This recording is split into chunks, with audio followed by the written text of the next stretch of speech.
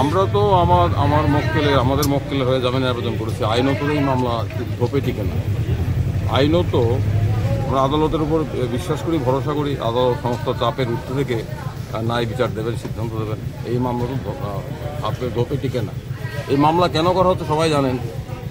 কে শ্লীল কে অশ্লীল এটা তো পুলিশ বিচার করবে না, এটার জন্য করা হয়নি। সারা রাজ্যেই অশ্লীলতার তাণ্ডব চলছে।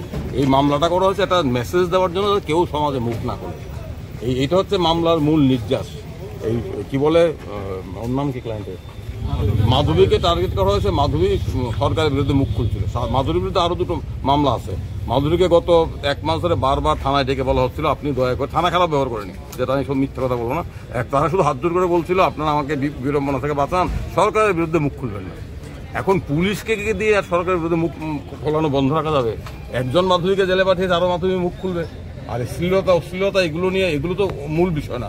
মূল বিষয় হচ্ছে মুখ বন্ধ করা। আমরা অশ্লীলতার পক্ষে নই, আমি ব্যক্তিগত পক্ষে নই, আমি ব্যক্তিগত কুরুচিকর আক্রমণ, ব্যক্তির উৎসার পক্ষে নই, এগুলোকে আমরা সমর্থন করি না। কিন্তু এখানে মূল বিষয় হচ্ছে মুখ বন্ধ করার জন্য যাতে একটা চিলিং এফেক্ট সারা সমাজে বার্তা দেওয়া যায়। যারাই সরকারের বিরুদ্ধে মুখ খুলবে তাদের বিরুদ্ধে কোনো না কোনো অজুহাত খাড়া করে যে পুলিশ নেশাকার বিরুদ্ধে ধরতে পারে না, এফআইআর হওয়ার 4 দিন পরে সার্চ করতে যায় নাটক করতে, সেই পুলিশ মাধুরীকে ধরতে এত তৎপর। বন্ধের দিন সেই পুলিশ কোথায় ছিল? এতে তো মানুষ দেখছেন। আমরা আদালতের কাছে বলেছি কোনো ধারাই টেকে না, কোনো ধারাই আটকও বেআইনি, গ্রেপ্তারও বেআইনি। কারণ মাধুরীকে তার বিরুদ্ধে মূল অভিযোগ সেটা ground of arrest, reason of অ্যারেস্টে জানানো হয়নি। তা আমরা আদালতের উপর ভরসা রাখছি। আদালত ধৈর্য সহকারে আমাদের বক্তব্য শুনছেন। সরকার, প্রশাসন, সব বাইরের চাপ, সমস্ত চাপের ঊর্ধ্বে আদালতের প্রতি আমাদের আস্থা আছে।